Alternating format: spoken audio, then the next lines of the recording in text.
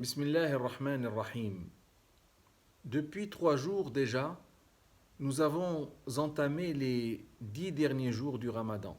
Cette période est, avec celle des 10 premiers jours de Dhul Hijjah, la plus belle en termes d'occasion de rapprochement du divin et d'élévation spirituelle. Et comment n'en serait-il pas ainsi alors que ces 10 derniers jours du Ramadan ont la particularité d'accueillir la merveilleuse nuit du destin, Laylat al-Qadr, dite aussi nuit de la valeur, et qui correspond à l'anniversaire de la révélation du Saint-Coran à Sayyidina Muhammad sallallahu alayhi wa sallam pour la première fois. Dieu dit à ce propos: Inna anzalnahu fi laylatil qadr. وَمَا أَدْرَاكَ مَا لَيْلَةُ الْقَدْرِ. Nous l'avons certes révélé à l'occasion de la nuit du destin. Et que sais-tu de la nuit du destin?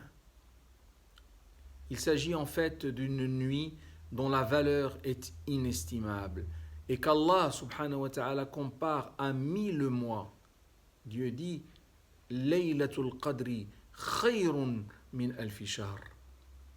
Par la force de ce verset, il est indiscutable que cette nuit unique devrait être la plus prisée de l'année.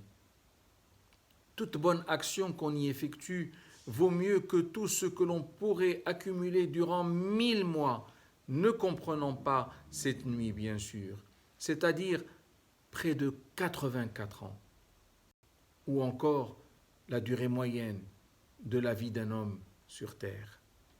Cela est pour nous autres musulmans une croyance qui fait partie intégrante de notre foi.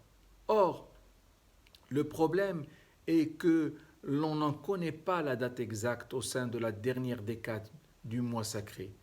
Et cela devrait pousser tout fidèle à multiplier ses actes de culte et de charité tout au long de la dite période, dans l'espoir qu'il coïncide avec cet anniversaire si attendu et d'être encore plus gratifié par Allah.